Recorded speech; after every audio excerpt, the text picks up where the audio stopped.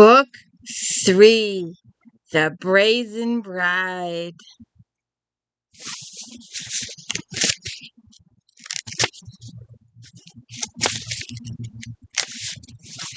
December 10, 1822, 1 o'clock in the morning, on the deck of the Heloise Ledger, the English Channel. Hell hath no fury than the cataclysmic storms that rake the English Channel in winter. With element tempest raging about him, Major Logan Monteith leaped back from the slashing blade of a black Cobra cult assassin. Raising his saber to counter the second assassin's strike, using his dirk clutched in his left fist to fend off the attacker's probing knife. Logan suspected he'd be learning about the afterlife all too soon. As one, the assassin surged, beating him back toward the prow. Blades met, steel ringing on steel, sparks flaring, pinpricks of brightness in the engulfing dark. Abruptly the deck canted, and all three combats desperately fought for balance. The ship, a Portuguese merchantman bound for Portsmouth, was in trouble. Logan had been forced to join its crew 5 days before, where on reaching Lisbon he discovered the town crawling with cultists. Battered by pounded waves, buffeted and tossed on the storm-wrecked sea, as the deck leveled, the ship swallowed and swung, no longer held in the wind. Whether the rudder had broken or the captain had abandoned the wheel, Logan couldn't tell. He couldn't spare the time to squint through the rain-drenched dark at the bridge. Instinct and experience kept his eyes locked on the men facing him. There'd been a third, but Logan had accounted for him in the first rush. The body was gone, claimed by the raving waves. As he met and deflected another vicious blow, he acknowledged that even as he did, his intimate stubbornness rose. He'd been a cavalry officer for more than a decade, fought in wars over half the globe, been through hell more than once, and survived. He'd faced assassins before and lived. Miracles happened. From the corner of his eye, he saw white teeth flash in a dark face, a feral grin, as the second assassin swung and slashed. Logan hissed as the blade sliced down his left side, cutting through coat and shirt into muscle, grazing bone before angling across his stomach to disembowel him. Instinct had him flattened against the rail, the blade cut, but not deep. Not that would save him. Lightning cracked, a jagged tear of brilliant white splitting the black sky. In the instant illumination, Logan saw the two assassins, dark eyes fanatically gleaming, triumph in their faces, gathered themselves to spring and bring him down. He was bleeding badly. He saw death, felt it, tasted ashes as icy fingers pierced his body, reaching for his soul. A long-forgotten prayer formed on his lips. The assassin sprang. Crack. Sudden impact, sudden sharp, catastrophic, flung him and the assassins overboard. The plunge into the turbulent death, into the churning fury of the sea, separated them. Tumbling in the icy dark, instinct took hold. Righting himself, Logan struck upward. His dirk was still in his fist. He'd released his saber, but it was tied to his belt by his lanyard. He felt the reassuring tap of the hilt against his leg. He was a strong swimmer. The assassins almost certainly weren't. It would be a wonder if they could swim at all. Dismissing them, he had more pressing concerns. He broke the surface and hauled in a huge breath. He shook his head, peered through the water weighing down his lashes. The ship had been in open water in the middle of the channel when the storm had hit, but he had no idea how far the tempest had tossed them, nor any clear idea of direction.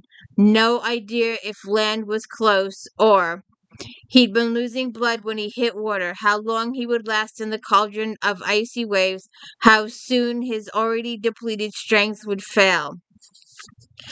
The cold had numbed his flesh, yet the cut down his side sent burning pain lancing through his entire body. The waves surged, his raft pitched, but he rode the swell. Beneath the lashing roar of the storms, waves crashed, cheek to the wet wood. He listened, concentrating, and confirmed that the waves were smashing against something nearby. The ship, he thought, swallowing in unrelieved blackness to his right. Breaking up, sinking, given how he and the assassins had been flung. The impact must have been midship. Whipping up his failing strength, he lifted his head, searched, saw debris, but no bodies, no other survivors, but only he and the assassins had been in the forward prow. As the simultaneous clap of thunder faded, he heard a sucking, rushing sound. Recognizing the portent, he peered at the ship. The listing, tipping, capsizing ship. Out of the night, the mainmast came swinging down. He didn't even have time to swear before the top of the mast hit him on top of the head, and the world went black. Linnet, Linnet, come quick, come see. Yes, ma'am. Do you want to come up here? Do you want to come up here? Come here. Come on. Come on. Yes, ma'am. She wants to hear the story too. Yes, ma'am. You can hear the story too. Come on.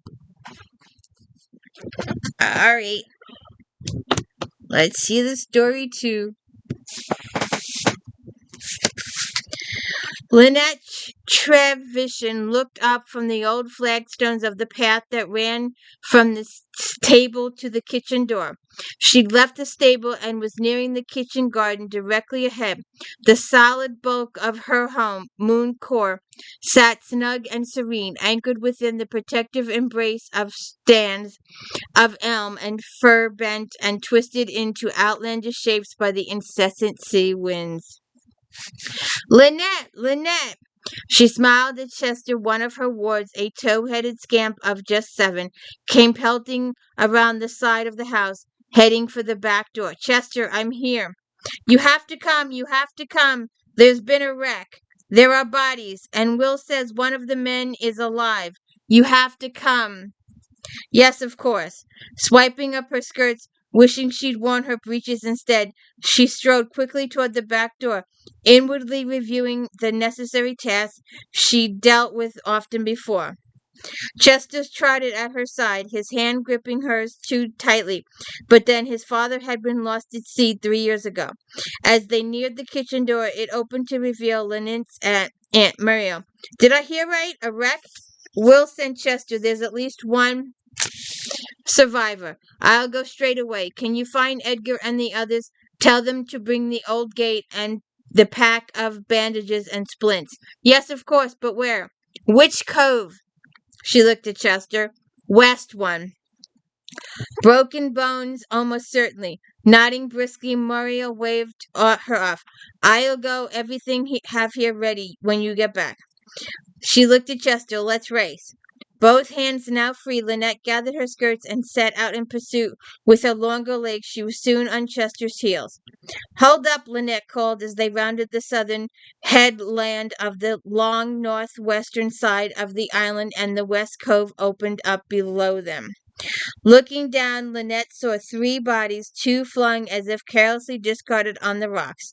Those 2 were dead, had to be, given the contortions of the limbs, head, and spines. The third she could only catch glimpses of. Will and Brandon, another 2 of her wards, were crouched over the man. Aware of Chester's pleading look, Linnet nodded. All right, let's go. He was off like a hare. Linnet kilted her skirts, then followed, leaping down the familiar path with an abandon almost Chester's equal. As she descended, she scanned the cove again, noting the flotsam thrown up by the storm. To her educated eyes, the evidence suggested that a good-sized merchantman had broken up on the razor-sharp rocks that lurched beneath the waves to the northwest.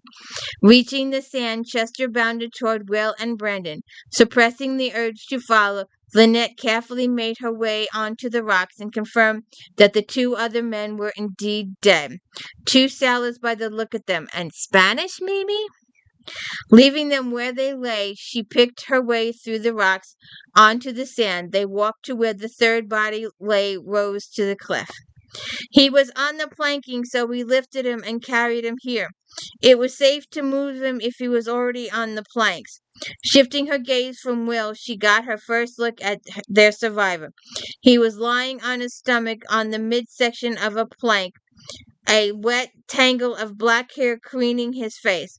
He was large, big, not a giant, but in company he would rank as impressive. Broad shoulders, long heavy limbs, running her gaze down his spine. She frowned at the bulge distorting from his sodden coat.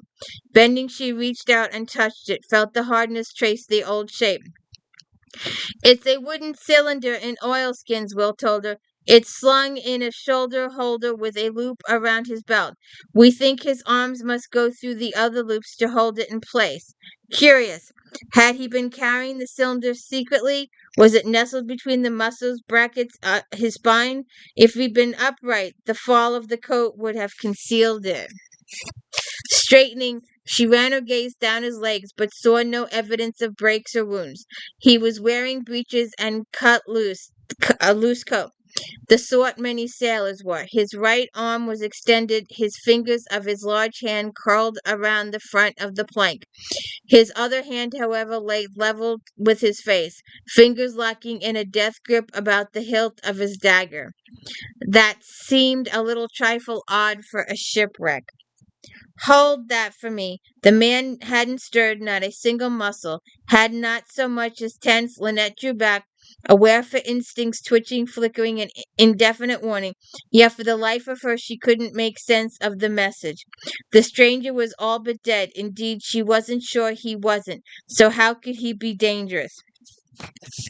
He's got a sword, Brandon said, on his side.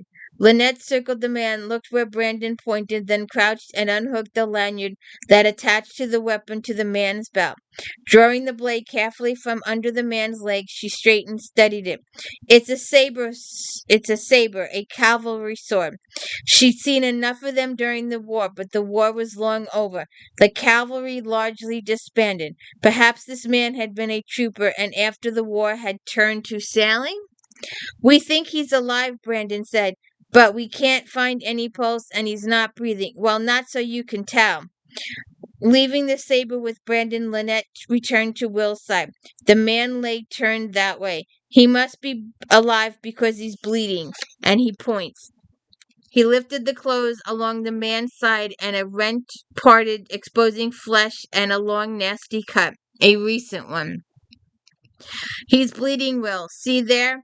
Linnet had noted the blank, pinkish liquid seeping from the cut. She nodded, not yet ready to explain that might be simply seawater oozing back out of the wound, tinged with blood, and that bled out before the man had died. Yet it was possible he was still alive. The sea had all but frozen his flesh. Any bleeding would be extremely slow, even were he alive. Lying as he was, the pressure of his body, combined with the effects of the sea, might have held the wound closed, inhibited the bleeding. She glanced at Brandon, then at Will. Along her side, Chester was hovering at her shoulder. I need you to check the wound across the stomach. I need you to help me ease this side of him up. Enough for me to look. The boys eagerly reached for the man's left shoulder. His side setting on her shoulders, Linnet placed Brandon's hands on the man's shoulders, positioned Will's hands beneath the left hip.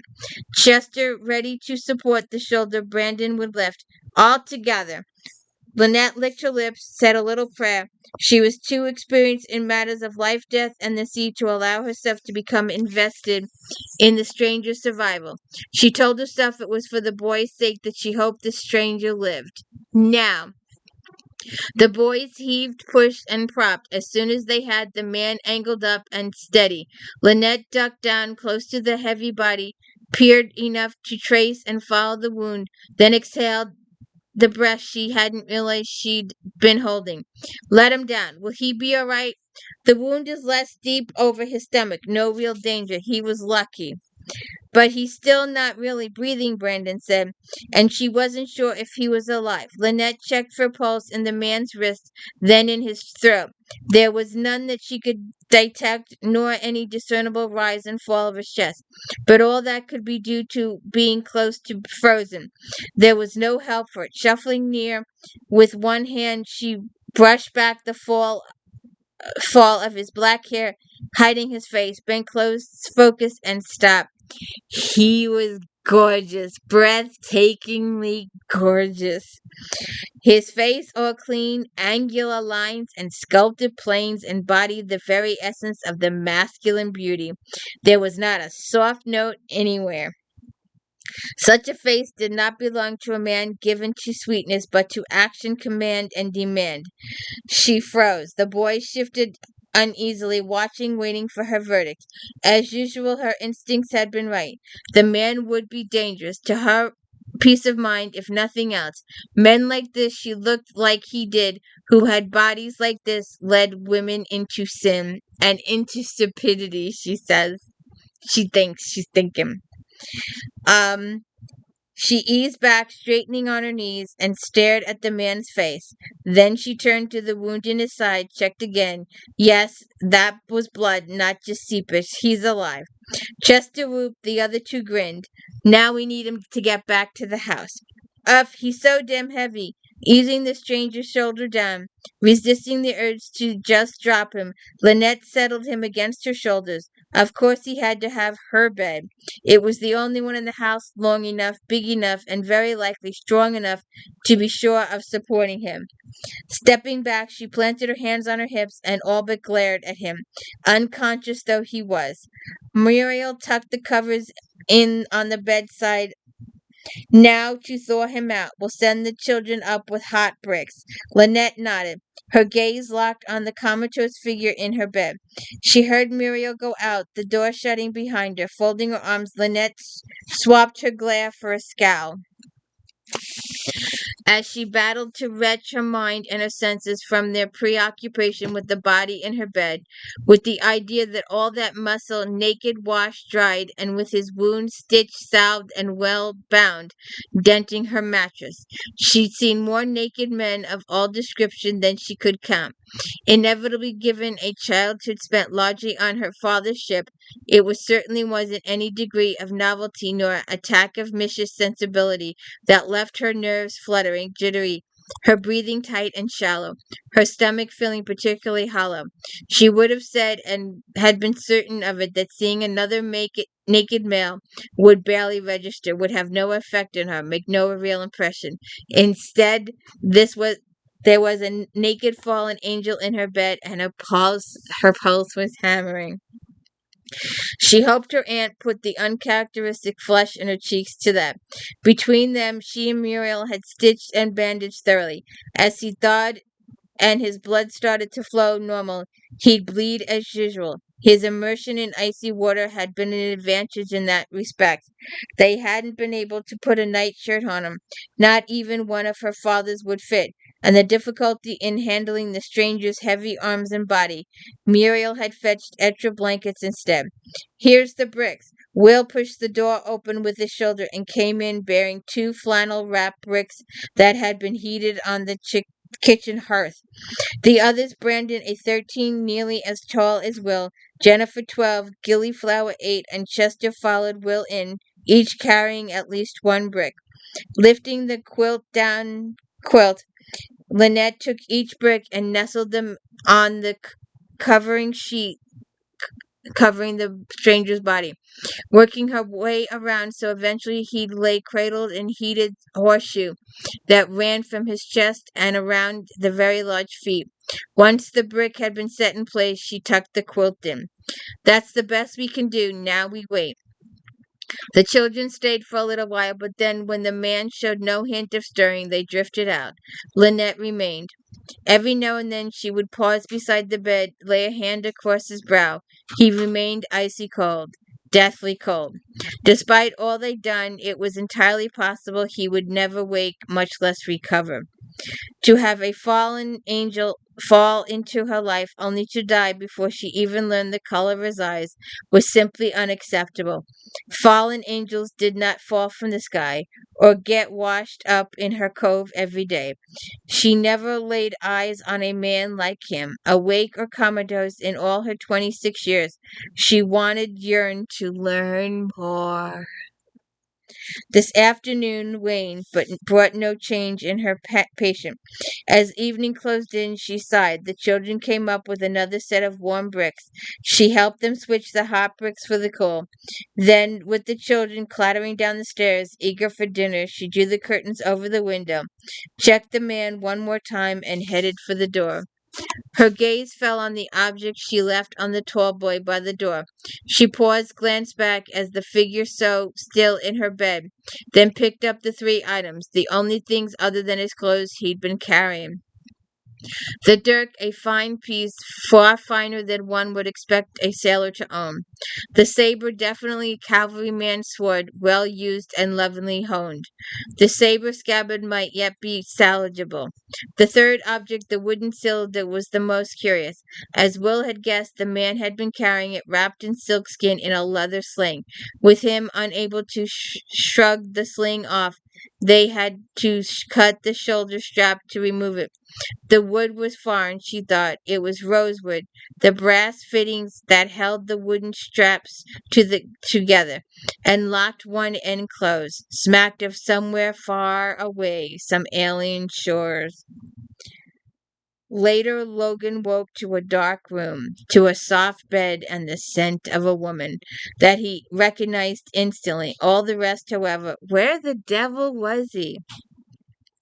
He tried to think but couldn't. The pain intensified when he tried. When he frowned, shifting fractiously, he realized there was no bandage about his head, but there was one, a rather large one, around his torso. So he'd been wounded. How, where, why? The questions lined up his brain, but no answers came.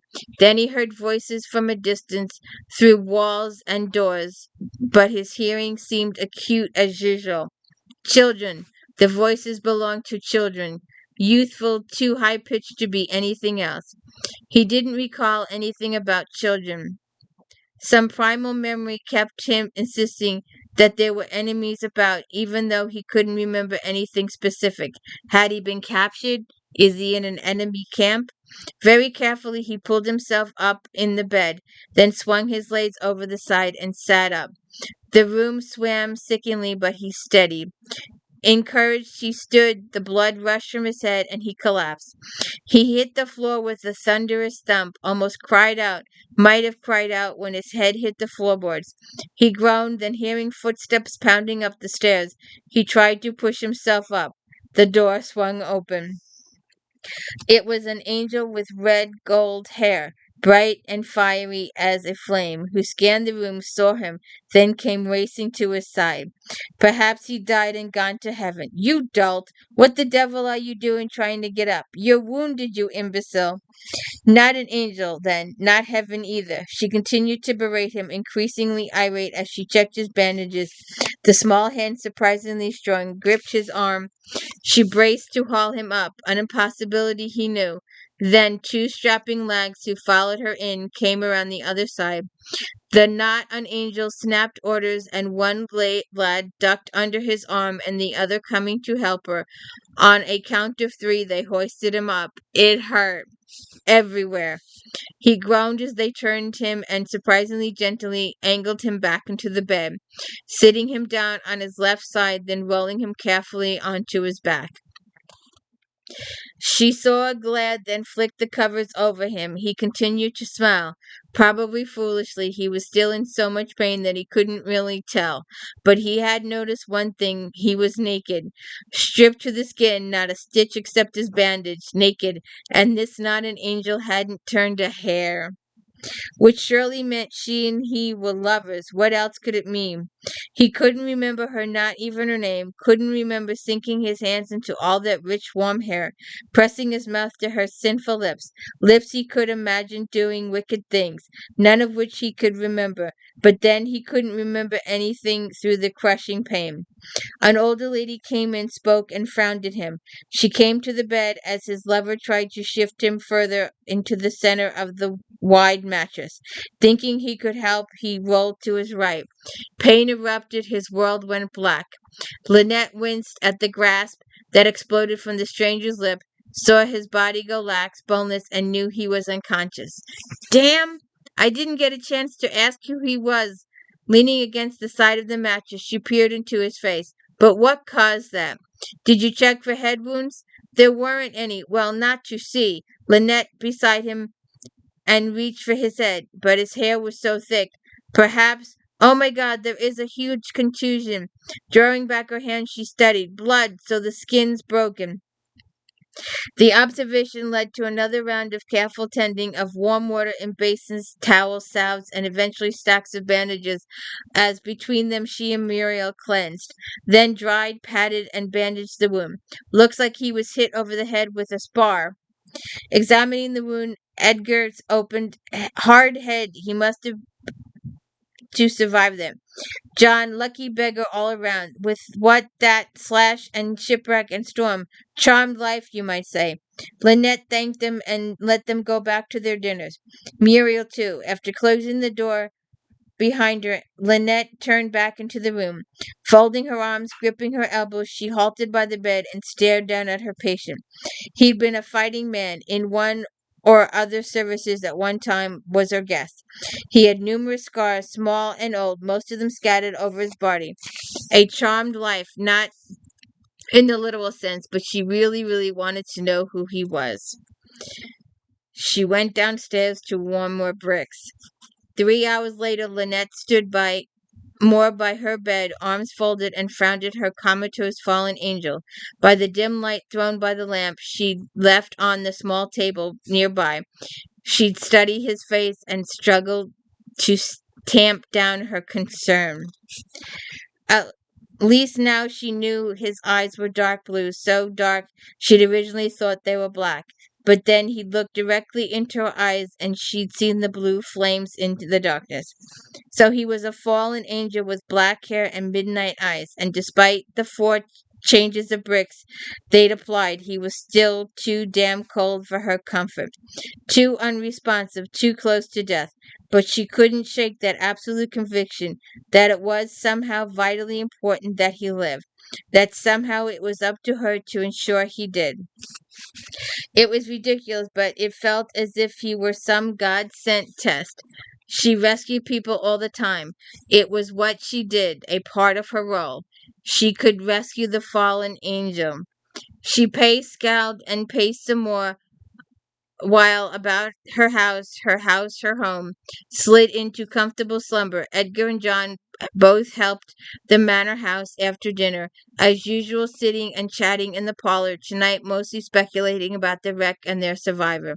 The pair had retired to the cottage. They shared with Vincent, the head stableman, and Bright, the gardener, Miss Pennyweather, the cook, and Molly Prue, the 2 maids of all work, would now be snug in their beds in the staff quarters on the ground floor. Muriel and Buttons, Miss Lillian Buttons, the children's governess, had rooms on the first floor, in the opposite wing to Lynette's large bedchamber. The children had rooms in the extensive attic on either sides of the playroom and schoolroom. As the manor of the estate encompassed the southern tip of Guernsey, Moncure was a small community in its own right, with Linnet Miss Treverson in unique questioned leader. Indeed, she had more a liege, a hereditary ruler. That was certainly how her people saw her. People noblish obliged, the sense of responsibility for those in her care was what so drove her to ensure the stranger lived. Of course, he just lay there, placing a hand on his brow, then sliding it down to the curve of his throat. She confirmed that he was still far too cold. He was literally comatose, and noticing they had yet done had succeeded in warming him sufficiently. Drawing back her hand, she huffed it out of breath. She intended to sleep on the daybed before the windows, but her bed, the Manor's master's bed, was wide, designed for a couple where the man was large, of course. If she was going to warm him up, she needed to sleep close, rather than apart. Swinging away, she crossed to her chest and hunted out her thickest flannel nightgown. One eye on the bed, she stripped out of her warm gown, her woolen shift, and fine chemise, then pulled the nightgown over her head. Her patient hadn't stirred, and she crawled into bed.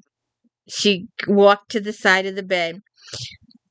Approaching the bed, she inwardly scoffed. No matter who he proved to be, she'd been managing men all her life. She harbored no doubt whatsoever that she could and would manage him just like the others. He would learn too. She ordered, they obeyed. That was and always would be the way of her world. Reaching over him and under him, she wrapped her arms about him, as much of him as she could. Then, because his back was there and convenient, she laid her cheek against the smooth, cool skin. She doubted she'd be asleep, but she closed her eyes. She woke to a sensation of floating. Her wits were slow, reluctant to surface from the pleasurable sea in which they were submerged. A curious warmth suffused her, tempting her to simply relax and let the tide of the tactile sensations sweep on her. It took many long minutes before her mind assembled enough coherency to sound an alarm, and even then some part of her mind questioned, unable to believe, unable to perceive any danger not in this. With reeling, waltzing to a tune she had never before been encountered, she had to open her eyes, to orient herself, to convince herself that yes, somehow their positions had changed, that both she and her fallen angel had turned, and now he was spooned against her, his chest to her back, his hands on her body, his stuff leaning against her body. She knew perfectly well she should leap from the bed right now, before his wandering hand and the pleasure his touch wrought laid siege to her wits again. But his hand, his fingers stroked and caressed, played and teased until she closed her eyes on a sigh. She couldn't allow this. She'd be disgusted with herself in the morning if she did, not least because she knew well letting her angel have her so easily, without even having exchanged one word, would give him too much power over her, or at least lead him to think he had power over her that would lead to unnecessary battles. She was queen in this realm, and such things happened at her command, at only her command. Accepting that she would have to end this now, she sighed, opened her eyes, and took stock, which only resulted in sending a wholly unfamiliar shiver down her spine. Her robe was undone, the halves spread wide. Her nightgown was rucked up above her breasts in the front, so the middle of her back behind her, which was why she could feel. She had to end this, but she was too wise to try to wiggle away, even leap away. Either move left it up to him to let her go, and he might not readily. He might try to use her to make her plead. It didn't go as planned. Instead of finding him smiling at her lazy masculine triumph, ready to accept her surrender, she barely had time to register that his eyes were shut, his expression still blank, that even if she'd awoken, he had not. Before one hand slid into her unbound hair, palming her skull, and his bandaged head shifted, his lips closed on us, ravishingly greedily. It was as if he was starving. A hollow ache burgeoning at her core, yearning to be filled, primal, urgent, demanding. He was all that, and he made her feel the same. If nothing else, the exchange was heating him up. If he'd been awake, her turn would have made him pause long enough for her to douse his flame. Instead, his unconscious, his dream mind, had read the sensuous slide to face him as encouragement and agreement, as surrender. By the time she realized that, he'd laid claim to her mouth, and every one of her senses with primitive passion that curled her toes. Even sleep, he knew exactly how to make her body come quickly, rapidly roaring alive. Make it sing, make it burn. As she was never going to marry, she seen no reason to learn more. Now she faced a choice she hadn't expected. Even as pleasure lanced through her again and her body arced beneath him irrevocably, she knew she could stop him. Her fallen angel, she'd have to wake him up to do it. Even wounded and weakened, he was too damn strong for her to simply push him back and soothe him deeper into sleep. Yet her reasons for not indulging him didn't simply apply if he remained asleep. If he didn't know, wouldn't recall when he woke. And then he moved over her fully atop his hard muscles thighs, spreading hers wide so he could settle his hips between hers. Desperately plunging into the fray, seizing the moment, taking the risk, she kissed him as ravenously as he kissed her, as she'd never kissed any man. No man that had dared to devour her, nor invited her to devour him. Stretching her, filling her as she'd never been before. She never felt so invaded, so utterly possessed. I feel uncomfortable. Until the glory imploded and the sensation fractured glimmering shards and she broke apart on a muted scream. Logan heard it, that inexplicable evocation sound of female completion, and let his reins fall.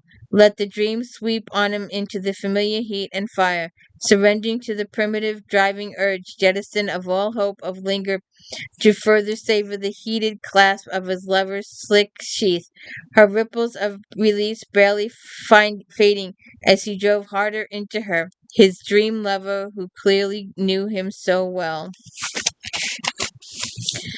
Until at last he shuddered and sleep thickened and closed about him and pulled him down into a deeper realm, one where satisfaction and content blended and soothed, cradling him in eternal earthly bliss.